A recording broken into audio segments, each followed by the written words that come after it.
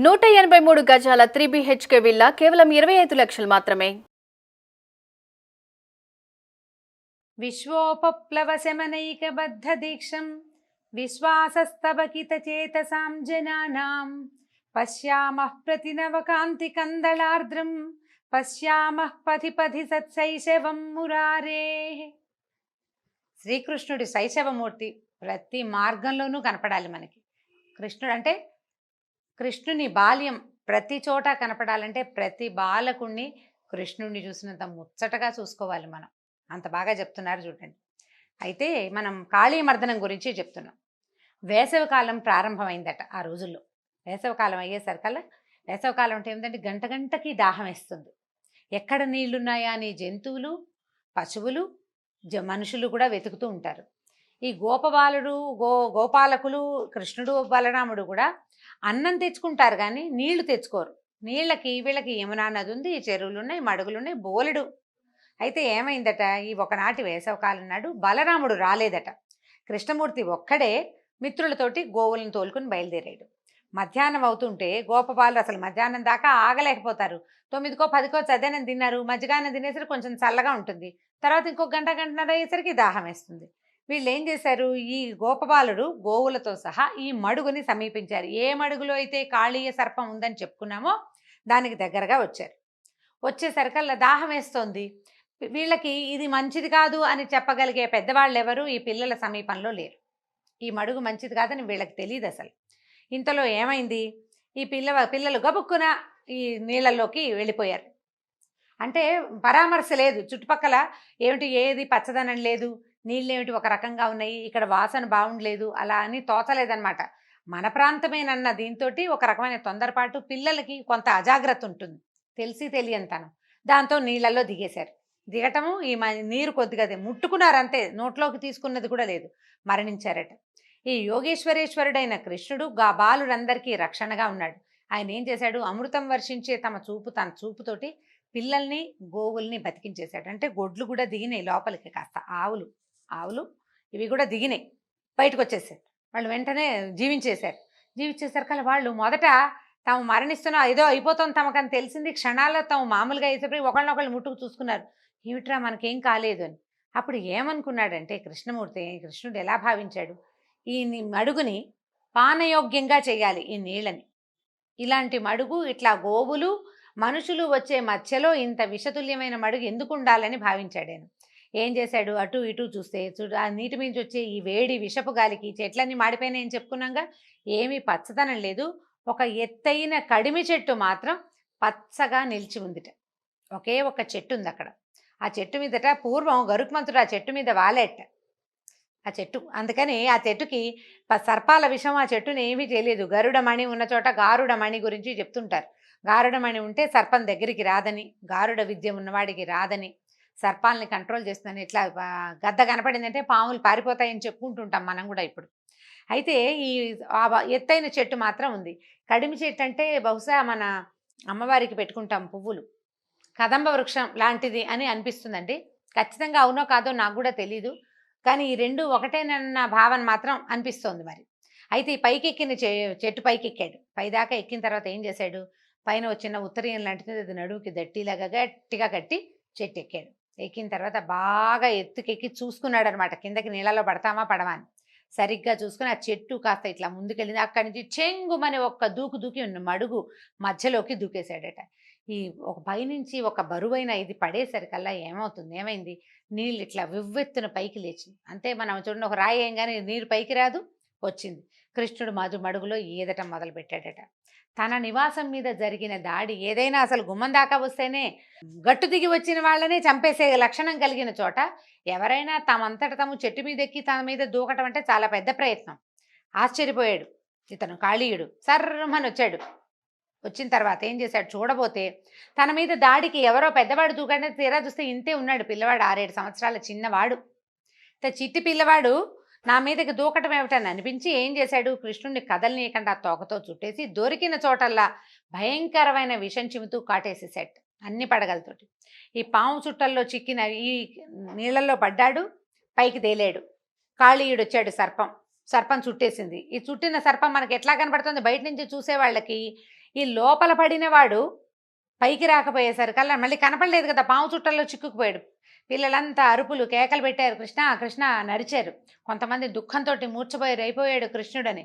ఆవులు దూడలు పెద్ద పెద్ద అరుపులు మొదలుపెట్టినాయి. మోరలు పైకెత్తి అరుస్తాయి. భయంతో అరిచే అరుపు మామూలుగా ఆవు అంబా అంటుంది, పెద్దగా అరవదండి, పెద్ద శబ్దాలు చేయదు, అప్పుడప్పుడు అంటుంది, ఎంతసేపు అరవదు.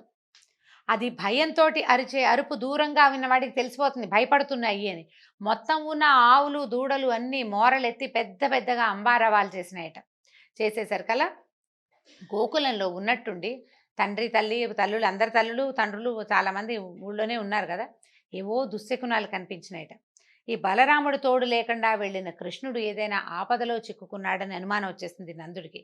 వెంటనే కొంతమంది వాళ్ళని వెళ్ళి తీసుకుని ఆవులు వెళ్ళిన గుర్తుల్ని వెతుకుతూ, ఏ పక్కకి వెళ్ళాయి ఆవులు అని వెతుకుతూ వెళ్ళారట. వాటి కింద ఇప్పుడు వీళ్ళంతా కంగారు పడి కర్రలు కటార్లు తీసుకుని బయలుదేరేసరికల్లా ఆడవాళ్ళకి భయం వేయదు. ఆయన కంగారు పడుతున్నాడంటే ఏదో జరుగుతోందనమాట. ఊళ్ళో ఉన్న ఆడవాళ్ళు కూడా వీళ్ళు వెనకాల పరిగెత్తుకుంటూ వచ్చారట. అందరికీ ఆందోళన, భయము. బలరాముడికి ఏ భయం లేదు, ఆయనకి తెలుసు కృష్ణుడు ఏం చేస్తాడు, ఏం చేయగలడు, అసలు ఆయన ఎవరు అనేది స్పష్టంగా తెలిసినవాడు బలరాముడే. ఆయన నిశ్శబ్దం, ఏమీ మాట్లాడు. వాళ్ళంతా నడుస్తున్నారు, తను కూడా వచ్చాడనమాట. అయితే ఆందోళన చెందలేదు. ఎక్కడో ఈయన ఏదో చేస్తున్నాడు, ఏదో దుష్ట శిక్షణ జరుగుతోంది, అదే జరుగుతోంది, కంగారేం లేదనుకున్నాడు. పైకి ఏమి తేలకుండా బయలుదేరాడట. ఇతర బాలురి కాలి గుర్తుల మధ్య, గోవుల గిట్టల మధ్య పద్మము, అంకుశము, ధ్వజము చిహ్నాలు కలిగినటువంటి కృష్ణుడి పాదముద్రలు స్పష్టంగా కనపడ్డాయట. పాదాలు అంటే నేల మీద నడిస్తే పాదముద్రల్ని చూసి గుర్తుపట్టగలిగేంత అత్యద్భుతమైన చిహ్నాలు కలిగిన వాళ్ళు. పరతత్వ చిహ్నము భగవంతుడి పాదాల్లో ఉంటాయి. మనం వెంకటేశ్వర సుప్రభాతము ప్రపత్తి కనుక వింటే మనకు తెలుస్తుందండి. పాదాల్లో రేఖామయ ధ్వజ సుధా కలశాతపత్ర వజ్రాంకుశాంబురుహ కల్పక శంఖ చక్రై అని చెప్తారు. ఎట్లా ఉంటాయంటే అమృత కలశం కూడా ఉంటుంది పాదంలో. ఆ పాదం నేల మీద పడితే ఆ గుర్తు అట్లా కనపడుతుందట. వీళ్ళు అట్లా గుర్తుపట్టారు శ్రీకృష్ణుని పాదాలు. ఇప్పుడు పోతన్న గారు ఇంత వివరంగా రాశారేమోనని అనిపిస్తుంది, కానీ వ్యాస భాగవతంలో కూడా ఇది ఉన్నదండి. వ్యాసుల వారు కూడా చిన్నవాడి 6 సంవత్సరాల పసివాడి పాదరేఖలు గుర్తుపట్టదగినంత అత్యద్భుతమైన పాదరేఖలు అని చెప్తున్నారు. అది చూసి వీళ్ళు తెలుసుకున్నారు కృష్ణుడు నడిచాడు ఇక్కడని. ఆ కాళీయుడు మడుగు దాకా వెళ్ళిపోయినాయి అడుగులు.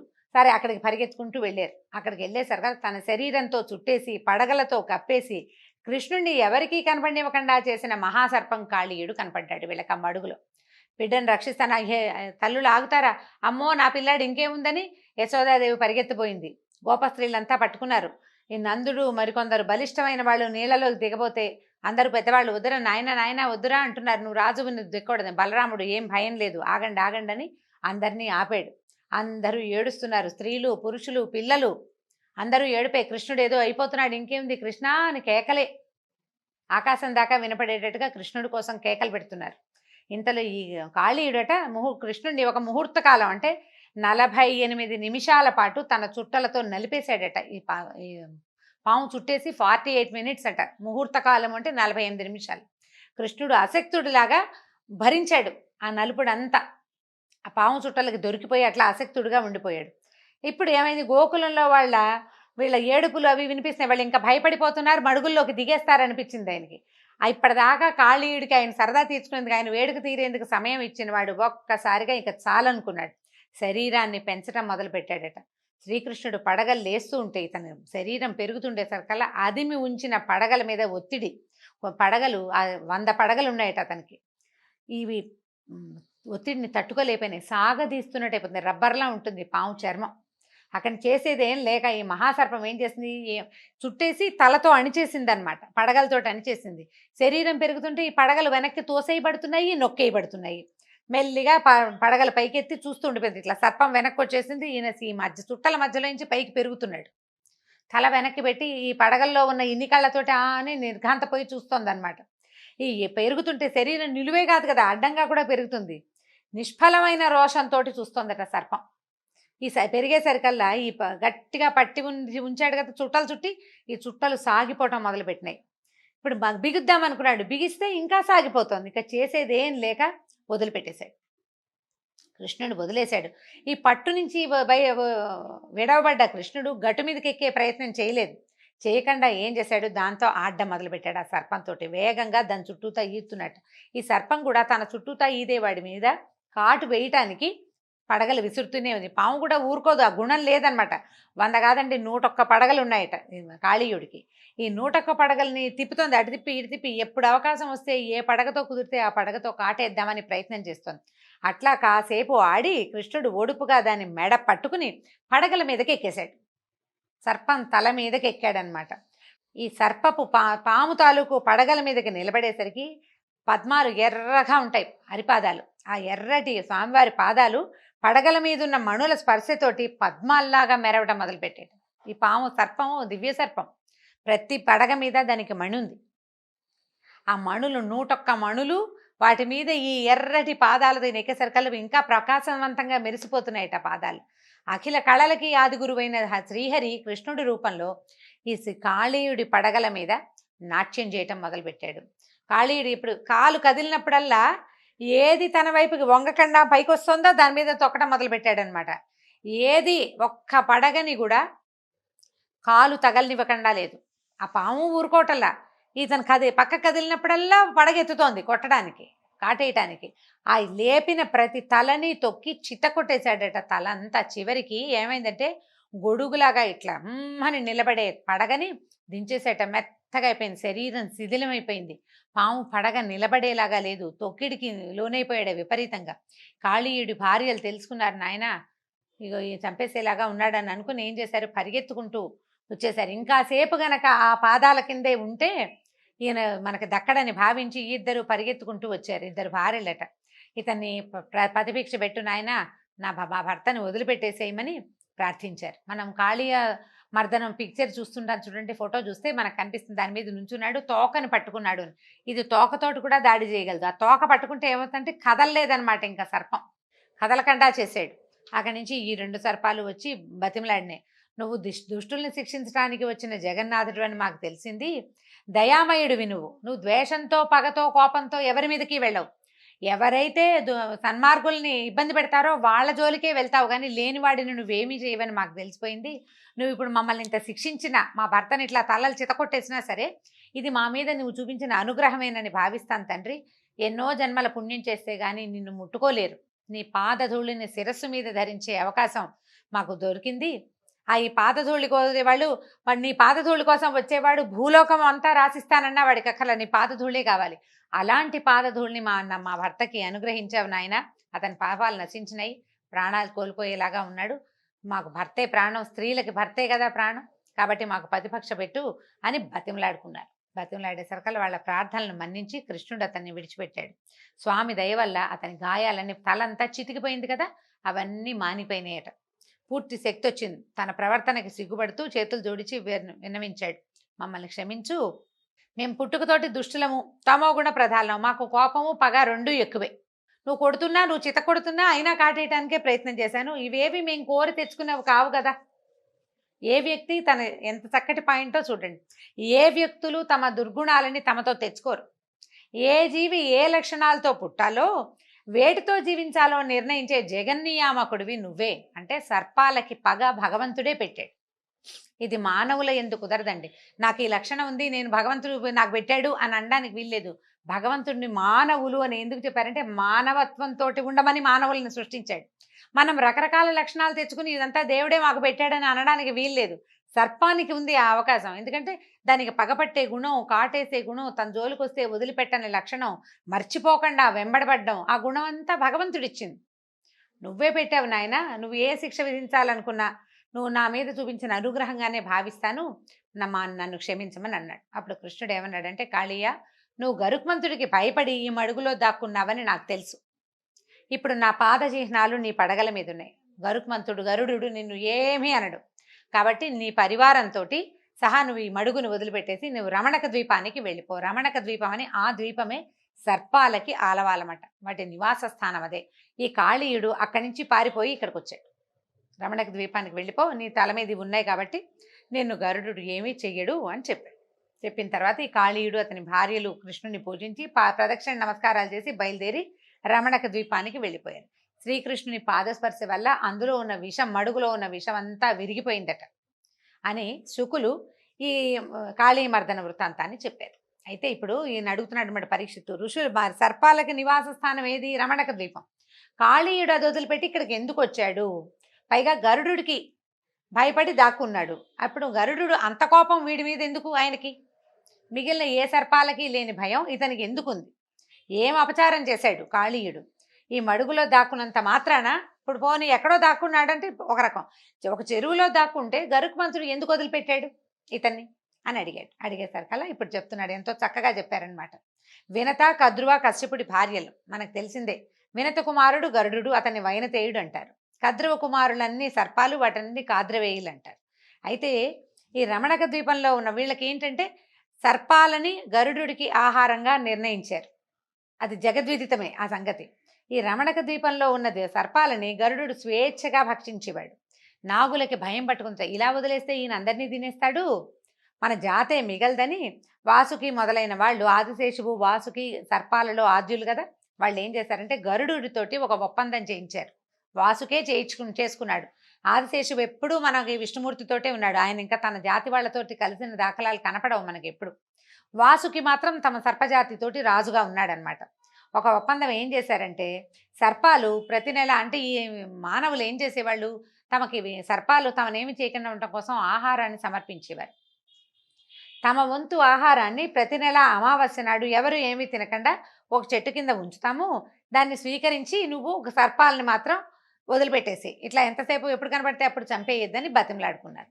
సరే, ఒప్పుకున్నారు. అయితే ప్రతి నెల అమావాస్య నాడు కదా ఆహారాన్ని సమర్పించేది. ఈ కాళీయుడికి కూడా ఆ ఛాన్స్, ఆ వంతు వచ్చిందనమాట. అయితే ఈ వంతు ఏంటంటే కాళీయుడు అసాధారణ విషశక్తి సంపన్నుడు. 101 పడగలున్నాయి. అతని విషశక్తి సామాన్యమైంది కాదట. అంటే ఇది ఒక ప్రత్యేకమైన సర్పం అనమాట. దాంతో అతను ఏంటంటే దూరంగా ఉన్న జీవులనేమో విషం చిమ్మి చంపగలడు, దగ్గరగా వచ్చిన వాళ్ళని కాటందుకుంటాడు. అతని విషం బారిన పడితే బతకడం అసాధ్యం ఏ ప్రాణి అయినా సరే.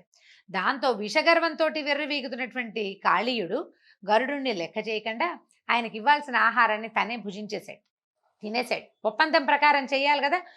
గర్వం ఏం చేస్తాడో చూద్దామనేసరికల్లా సరే, ఈ కాళీయుడు చేసిన పని గరుత్మంతుడికి తెలిసిపోయింది. ఆయన ఏం చేశాడు, కోపంతో మండిపడుతూ ఈ మహాసర్పం ఉంటున్నటువంటి చెట్టు దగ్గరకు వచ్చాడు. కాళీయుడు భయపడలా, భయం ఏం లేదు. ఎందుకంటే నా విషయం ఇంత గొప్పది, నేను చాలా గ్రేట్ అన్న భావంతో ఉన్నాడు కదా. ఉవ్వెత్తున ఈ 100 పడగలతోటి లేచి ఈ గరుత్మంతుడిని కాటేసరికల్లా ఈ గరుత్మంతుడిని ఆ విషయం ఏమీ చేయలేదు. ఇలాంటి 100 పాములు కాటేసినా ఆయనకి అయ్యేదేం లేదు. తనకి ఇవ్వాల్సిన ఆహారం తనకి ఇవ్వకుండా, అంటే చేసుకున్న ఒప్పందాన్ని గౌరవించకుండా పొగరుతోటి తన మీదకే దాడి దిగిన ఈ సర్పాన్ని ఏం చేశాడంటే ఎడమ రెక్క చాచి కొట్టాడట. అసలు బంగారు కాంతులతో మెరిసిపోతూ ఉంటుందట ఆయన రెక్కలు, బంగారపు రెక్కలు. కొట్టేసరికల్లా ఈ సర్పం కాస్త దానికి ఏమైపోయిందంటే ఎక్కడికక్కడ శరీరంలో సందులన్నీ ఊడిపోయినాయి అనమాట. అంటే అన్ని కీళ్లు విరిగినంత పని అయింది. ఆ దెబ్బ తట్టుకోవడం చాలా కష్టం. ఈ గరుత్మంతుడు పొడిచి చంపి ఉండవచ్చు, ఆ పని చేయలేదు. చంపనని ముందే ఈ నాగులకి మాట ఇచ్చున్నాడు కదా. కోపం వచ్చింది ఆయనకి, ప్రశ్నిద్దామని వచ్చాడు. ఈ ప్రశ్నిద్దామని వస్తే అవతలవాడు ప్రశ్నకి సమాధానానికి అవకాశం ఇవ్వకుండా దాడికి దిగినప్పుడు ఏం చేయాలి, అందుకని కొట్టాడు. ఈ కొట్టిన దెబ్బకి ఏమైంది, పడ్డాడు, చాలా ఒళ్ళంతా చితికిపోయింది, ఎక్కడికక్కడ కీళ్ళు వాళ్ళు ఊడిపోయినట్టు అయిపోయినాయి. ఏం చేశాడు, సరసరా పాకుతూ ఈ యమునా నదీ తీరంలో ఉన్న మడుగులోకి ప్రవేశించాడు. అయితే ఈ యమునా నదీ తీరంలో మడుగుంటే గరుడుకి ఏం కష్టం అండి, ఆయన ఎక్కడికైనా వెళ్ళగలడు. కానీ ఈ మడుగులోకి ప్రవేశార్హత లేదట గరుత్మంతుడికి. అందుచేత ఆయన వదిలిపెట్టేశాడు. దాంతో కాళీయుడు ఇక్కడే ఉండిపోయాడు. అయితే ఈ మడుగులోకి గరుత్మంతుడు ఎందుకు వెళ్ళలేకపోయాడు, ఎట్లా కాళీయుడు ఇక్కడ రక్షణ పొందాడో వచ్చే కథలో విందామండి. అయితే ఈ కాళీయమర్దన గాథని వినేవాళ్ళు, చదివేవాళ్ళు, చెప్పించుకుని వినేవాళ్ళకి కూడా విషభయం ఉండదని, విషం తాలూకు ప్రమాదాలకి లోనుగారని వ్యాసల వారే స్వయంగా సెలవిచ్చారు. దీంతో భాగవత కథాసుధ ఈరోజు భాగం సమాప్తం. మళ్ళీ కలుసుకుందాం. నమస్కారం.